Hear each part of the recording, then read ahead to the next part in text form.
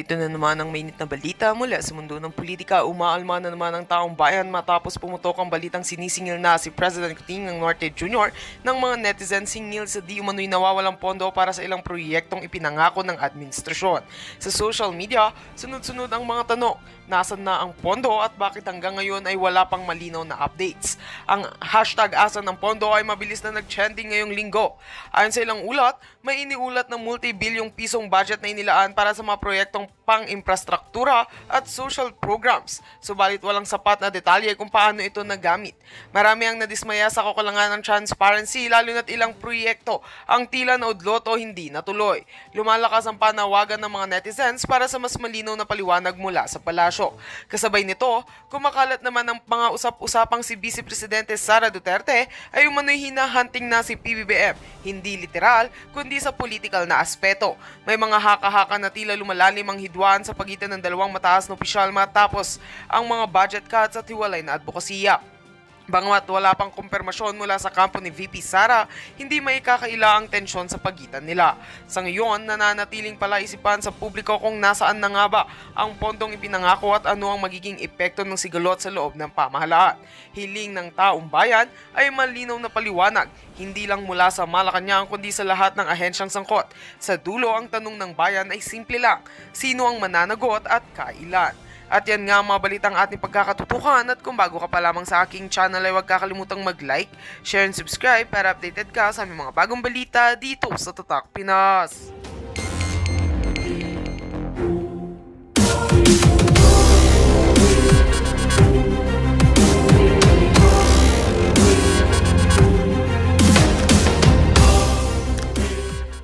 Ang lumutang issue mula kay dating Representative Franz Castro ay sinimulan na niyang ihanda ang kanyang sarili. Aniya, matagal nang handa ang kanyang depensa upang sagutin ang mga akusasyon at tiyaking hindi maapakan ang kanyang karapatan sa proseso.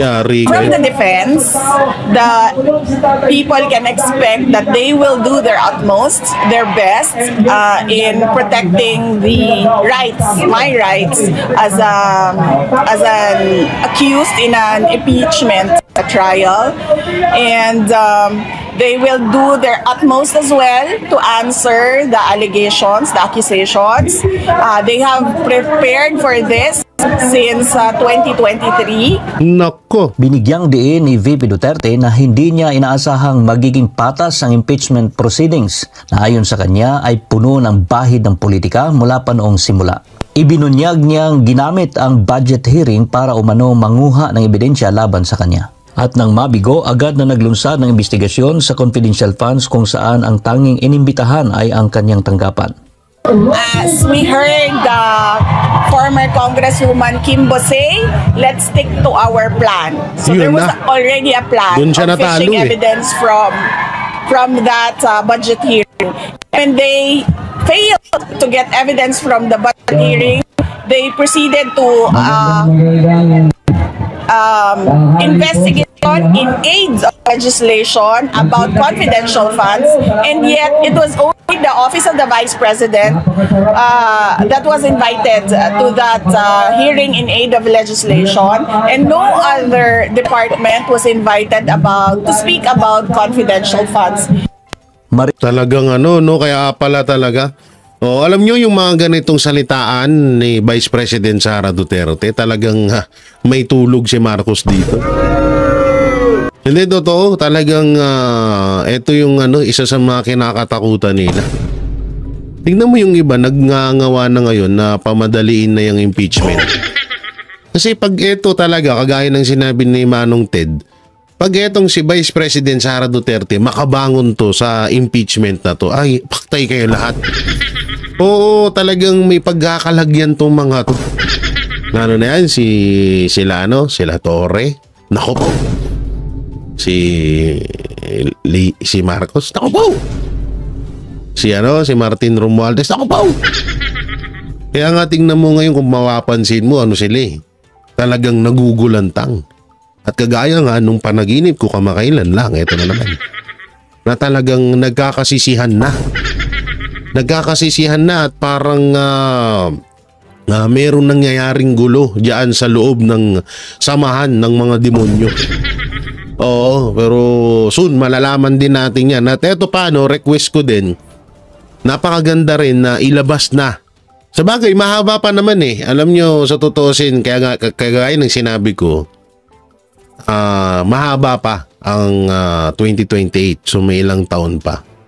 So kung usapang impeachment kay Marcos Jr., medyo malabo tayo dun kasi nasa kapangyarihan. Sila ang may hawak ng kapangyarihan ngayon. Kaso ang problema, nasa kay Vice President Sara Duterte yung alas. Na talagang ngayon yung kinakatakutan din nila. Alam nyo, kagaya nga niyan kapag may nilalabas or pag may inilabas si Vice President Sara Duterte na mga ebidensya, lalo na yung mga video mapatungkol kay Martin Romualdez, kay Lisa Araneta Marcos at lalong-lalo na kay Marcos Jr., eh alam naman natin na paano yan eh. Sasabihin nila, AI na naman yan. Oo, naman yan lagi nilang katwiran. AI lang yan. Oo, so yun pa yung mga kakaabangan natin. Talagang matagal na rin natin, kahit ikaw na nanonood ngayon.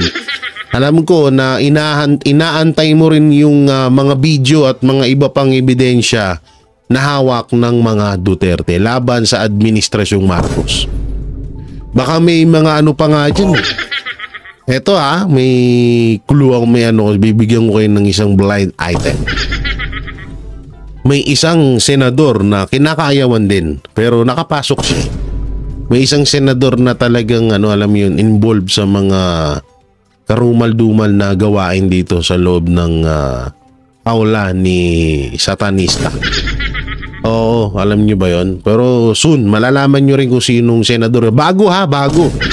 Hindi pala, luma na tumakbo at nanalo. Sige, basta kasama siya. Kaya etong taong to, kaya hindi to binitawan ni Marcos Jr. kasi nga marami din tong alam ng mga kabulastugan na nangyayari dyan sa loob ng hawla ng mga satanas. So tuloy natin. Binatikos ni Vice President Duterte ang ginawang investigasyon ng Kamara kaugnay sa confidential funds ng OVP. Ayon sa kanya, malinaw na may pattern na panggigipit at paninira laban sa kanya. And what they did there was harass, threaten our staff from the office of the Vice President. So you can see the pattern here. And then when they failed to get evidence from that investigation in aid of legislation Kuno, they proceeded to just file the articles of impeachment, from which we can see that there were 3 articles of impeachment that was filed wherein they did not follow the procedure.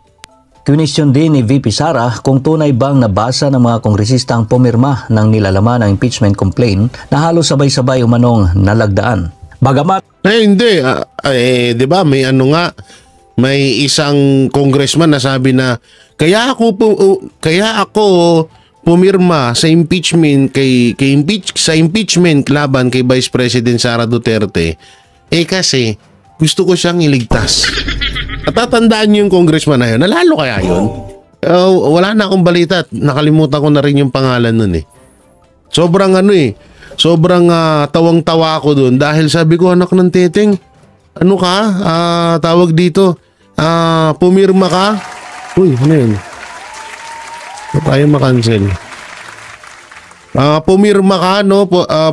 Pumirma ka ng impeachment kay Vice President dahil gusto mo siya iligtas. Kalokohan yun Ewan ko kung sino yun, nakalimutan ko na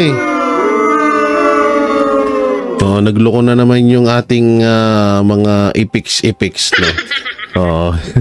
So yun, tuloy mo natin to. At nagpahayag si Pangulong Ferdinand Marcos Jr. na ayaw niyang ma-impeach si VP Sara, iginiit ng Vice Presidente na hindi personal ang usapin. As I said yesterday,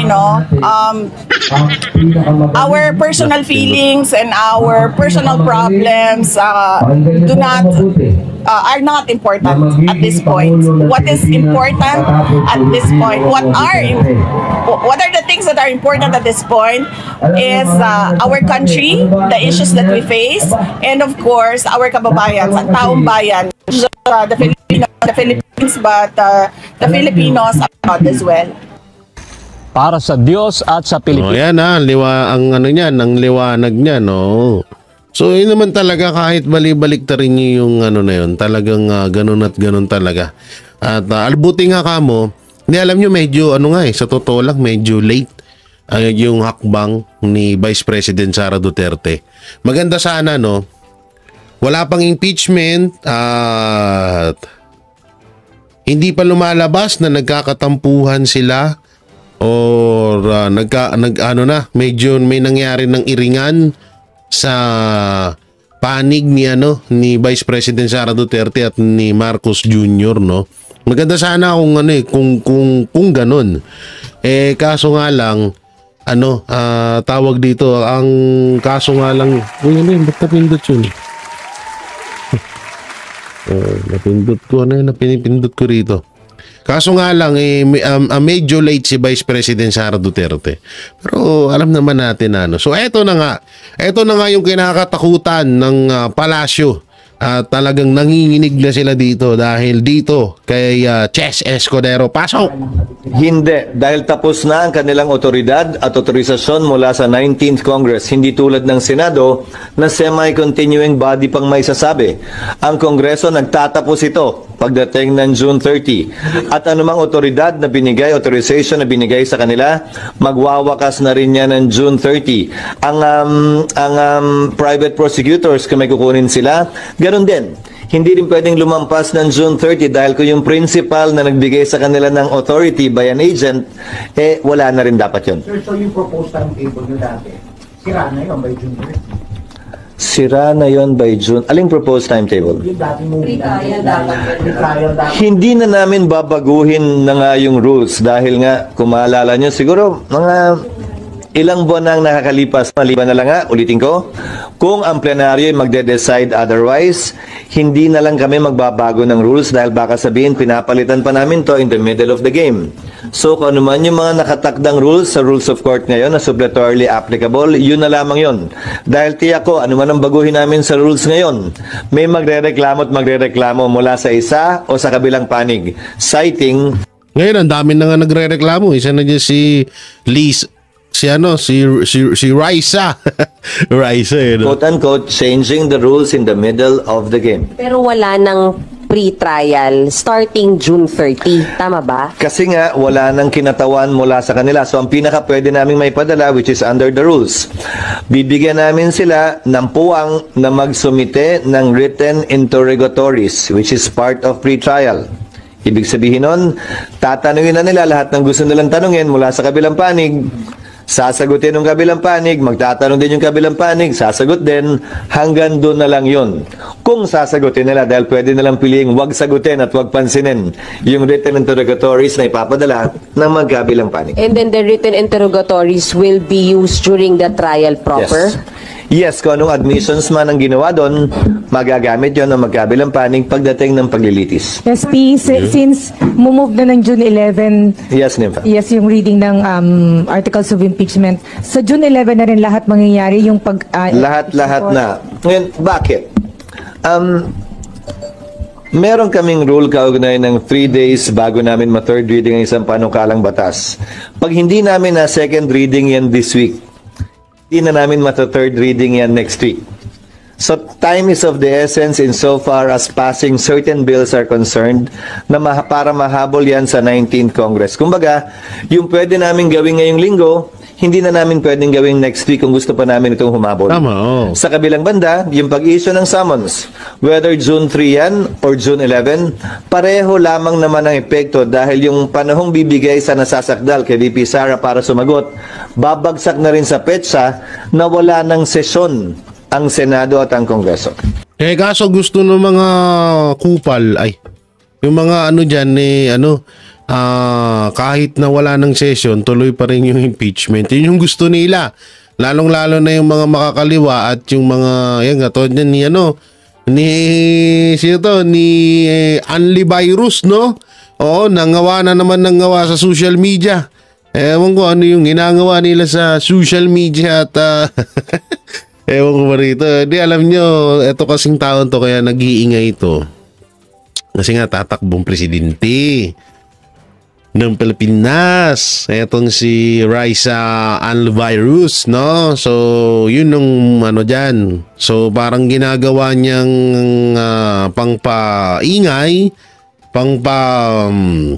tawag dito, parang, yun, ingay at pang-hype. Oh, para ma-hype yung mga tao sa kanya. Kaso nga lang, alam naman na natin na etong mga supporters ng mga Duterte ay hindi na rin papayag na para yung una, yung ginawa pa lang ni Risa kay Pastor Apollo Siki Buloy at yung mga binitawan niyang salita mapatungkol kay Pangulong Duterte ay hindi ho yun makakalimutan ng bawat Pilipino. No, kaya itong si Risa ngayon pa lang durugin na natin.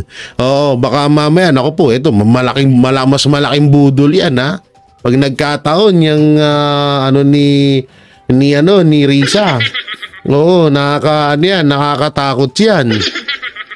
Kaya dapat ngayon pa lang hindi na natin palanuhin or wag na natin kilalanin na para i-background check pa ba natin 'yan? Ang tagal ng senador niyan, wala naman halos nagawa. Ulit-ulitin namin, hindi mo pwedeng gawing achievement yung kay Pastor at yung kay PRRD. Unang-una, hanggang ngayon wala ka pa rin napapatunayan, may paiyak-iyak ka pa dun sa mga OFW. May nakausap nga ako dun sa isa sa mga OFW dun na sabi nila kahit kami nakornihan kami. Kahit kami nakornihan kami sa kanya kasi isipin mong maigi, ha. Wala naman dapat ikaiyak, iyak ka. Oo, di ba? So, yun, ngayon pa lang, no, putulin na ang mga sungay ng mga nagpipiling at mga gustong tumakbong presidente sa 2028 election. So, ayan po yung video na isa sa mga at doon naman tayo kay Chis Escudero. Alam nyo, Senator Chis, ituloy mo lang yung yung ginagawa mo at talagang susuportahan ka namin. Pero kapag ikaw ito ay isa lamang yung propaganda, isa lamang sa mga taktika mo para hindi ka masulasok ng taong bayan, para hindi ka kaayawan ng taong bayan, baka palabas mo lang to. Wag naman sana. At talagang alam mo naman kung paano sumingil ang mga tiga-suporta ng mga Duterte sa mga gumakalaban sa mga Duterte. Pero goods yun. Walang problema doon. Hindi yun sinasabi ni De Lima na paglabag sa konstitusyon. Ulol niya. Maglagaan na lang siya ng saging saba. So yun mga banateros, mga kabiyaya, nung may kukomento nyo sa mga napag-usapan natin. Kayo po ba ay pabor sa impeachment laban kay Vice President Sara Duterte? O kayo po ba ay hindi pabor sa impeachment laban kay Vice President Sara Duterte? So paki-comment na lang po diyan sa baba at babasahin po natin kung maaari, ipupusuan po natin yan. Pasensya na hindi ko kadalasan kayo ay mapusuan dahil sobrang dami nyo ng comment. So intindihin nyo na lang. So siyempre, bago lang at yaking hindi maapakan ang kanyang karapatan sa proseso. From the defense, the people can expect that they will do their utmost, their best in protecting the rights, my rights as an accused in an impeachment trial, and they will do their utmost as well to answer the allegations, the accusations. They have prepared for this since 2023. Nako. Binigyang diin ni VP Duterte na hindi niya inaasahang magiging patas ang impeachment proceedings na ayon sa kanya ay puno ng bahid ng politika mula pa noong simula. Ibinunyag niyang ginamit ang budget hearing para umano manguha ng ebidensya laban sa kanya. At nang mabigo, agad na naglunsad ng investigasyon sa confidential funds kung saan ang tanging inimbitahan ay ang kanyang tanggapan. As we heard former Congresswoman Kimbo say, let's stick to our plan. So there was already a plan of fishing evidence from that budget hearing. And they failed to get evidence from the budget hearing. they proceeded to investigation in aid of legislation about confidential funds, and yet it was only the Office of the Vice President that was invited to that hearing in aid of legislation, and no other department was invited to speak about confidential funds. Talagang ano, no? Kaya pala talaga. Alam nyo yung mga ganitong salitaan ni Vice President Sara Duterte, talagang may tulog si Marcos dito. Hindi totoo, talagang ito yung isa sa mga kinakatakutan nila. Tingnan mo yung iba, nagngangawa na ngayon na pamadaliin na yung impeachment. Kasi pag ito talaga, kagaya ng sinabi ni Manong Ted, pag etong si Vice President Sara Duterte makabangon to sa impeachment na to, ay paktay kayo lahat. Oo, talagang may pagkakalagyan tong mga to. Ano na yan, sila Torre. Nako po. Si Marcos. Nako po. Si Martin Romualdez. Nako po. Kaya nga tingnan mo ngayon kung mapapansin mo sila talagang nagugulantang. At kagaya nga nung panaginip ko kamakailan lang, eto na naman. Na talagang nagkakasisihan na. Nagkakasisihan na at parang meron nangyayaring gulo diyan sa loob ng samahan ng mga demonyo. Oo, pero soon malalaman din natin yan. At eto pa, request ko din, napakaganda rin na ilabas na. Sabagay, mahaba pa naman Alam nyo, sa tutusin, kaya ng sinabi ko, mahaba pa ang 2028. So may ilang taon pa. So kung usapang impeachment kay Marcos Jr., medyo malabo tayo dun kasi nasa kapangyarihan. Sila ang may hawak ng kapangyarihan ngayon. Kaso ang problema, nasa kay Vice President Sara Duterte yung alas. Na talagang ngayon yung kinakatakutan din nila. Alam nyo, kagaya nga niyan kapag may nilalabas or pag may inilabas si Vice President Sara Duterte na mga ebidensya, lalo na yung mga video, mapatungkol kay Martin Romualdez, kay Lisa Araneta Marcos at lalong-lalo na kay Marcos Jr., ay alam naman natin na paano yan sasabihin nila, AI na naman yan. Oo, naman yan lagi nilang katwiran, AI lang yan. Oo, so yun pa yung mga kakaabangan natin. Talagang matagal na rin natin, kahit ikaw na nanonood ngayon. Alam ko na inaantay mo rin yung mga video at mga iba pang ebidensya na hawak ng mga Duterte laban sa administrasyong Marcos. Baka may mga pa nga dyan. Eto may clue ako, bibigyan ko kayo ng isang blind item. May isang senador na kinakayawan din pero nakapasok siya. May isang senador na talagang alam yun, involved sa mga karumal-dumal na gawain dito sa loob ng aula ni Satanista. Oo, alam nyo ba yon? Pero soon, malalaman nyo rin kung sinong senador. Bago bago. Hindi pala, luma na tumakbo at nanalo. Sige, basta kasama siya.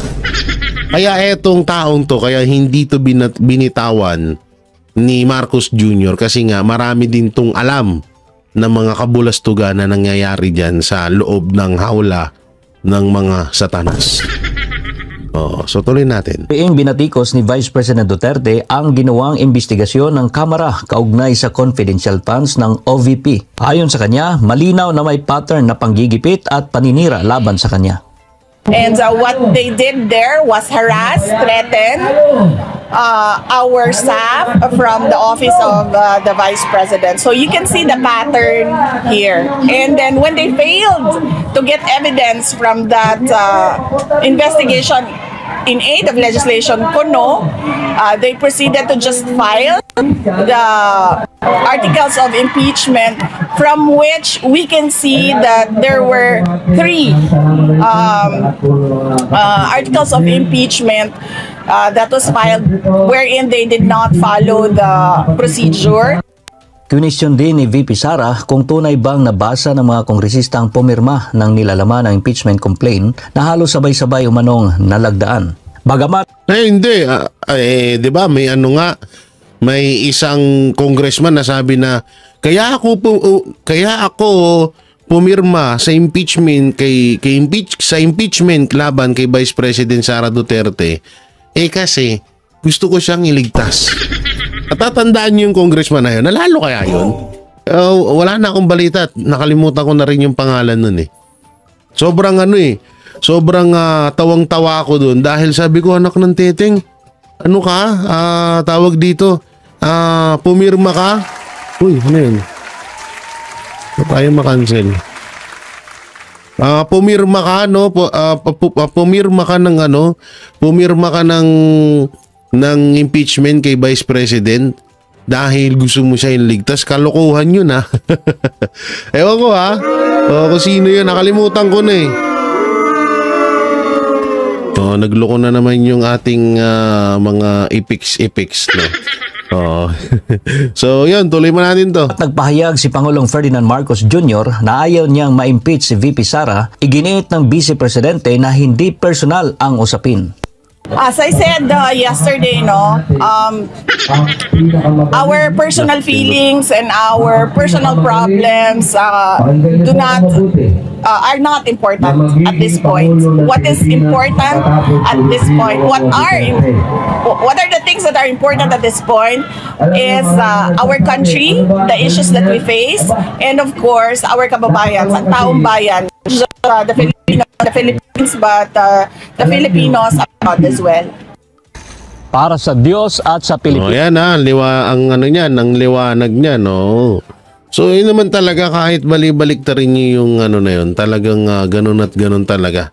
At albuti nga kamo, hindi alam niyo medyo sa totoo lang medyo late yung hakbang ni Vice President Sara Duterte.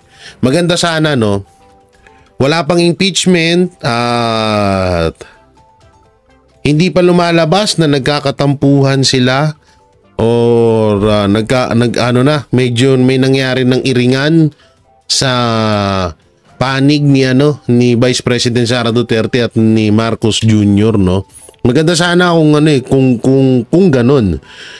Kaso nga lang tawag dito, ang kaso nga lang, ba't napindot yun? Napindot ko rito. Kaso nga lang, medyo late si Vice President Sara Duterte.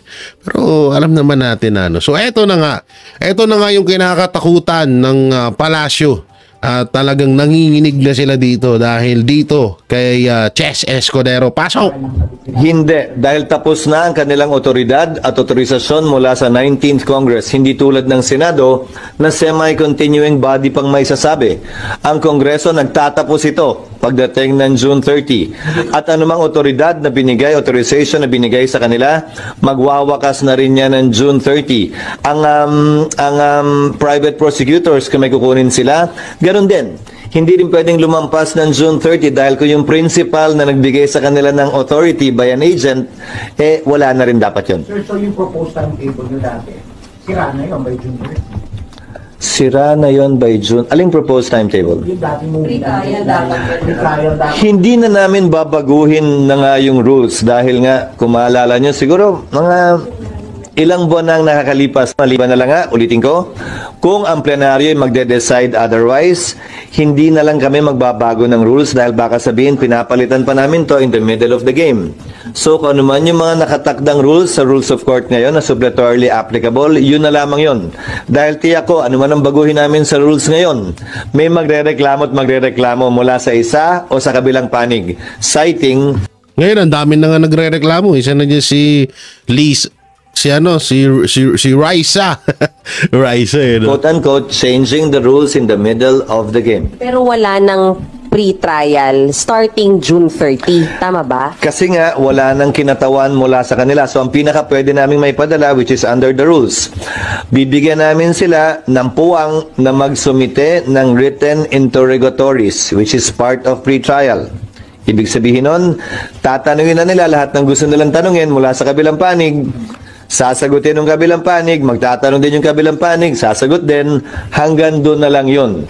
Kung sasagutin nila, dahil pwede nilang piliing wag sagutin at wag pansinin yung written interrogatories na ipapadala ng magkabilang panig. And then the written interrogatories will be used during the trial proper? Yes. Yes, kung anong admissions man ang ginawa doon, magagamit yon ng magkabilang panig pagdating ng paglilitis. SP,